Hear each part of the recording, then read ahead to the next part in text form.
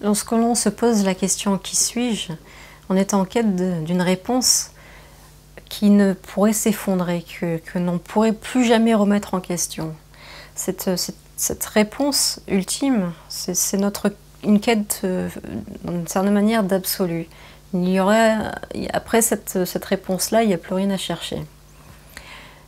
Et on est tenté, pour y répondre, de regarder dans ce qui est apparent, c'est-à-dire la personnalité, dans l'histoire personnelle, dans nos traits de caractère, dans notre façon de nous exprimer, dans ce que l'on voit, le corps, suis-je le corps, dans mes émotions, mes pensées, mon éducation, tout ce qu'on va dire mon, ma, etc.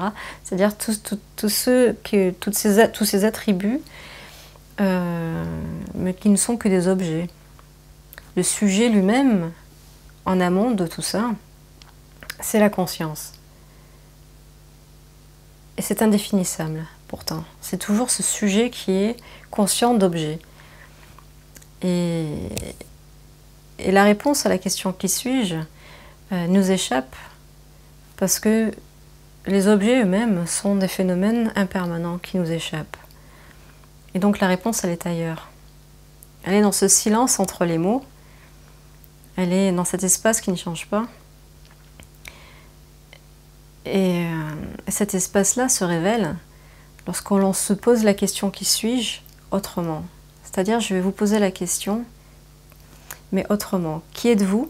Non pas en regardant des phénomènes, en observant ce que vous pouvez constater être un corps, ou en regardant dans votre mémoire, en regardant votre passé.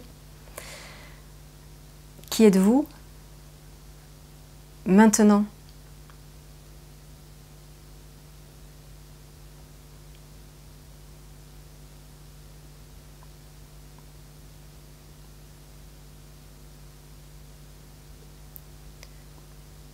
Et la réponse est silencieuse.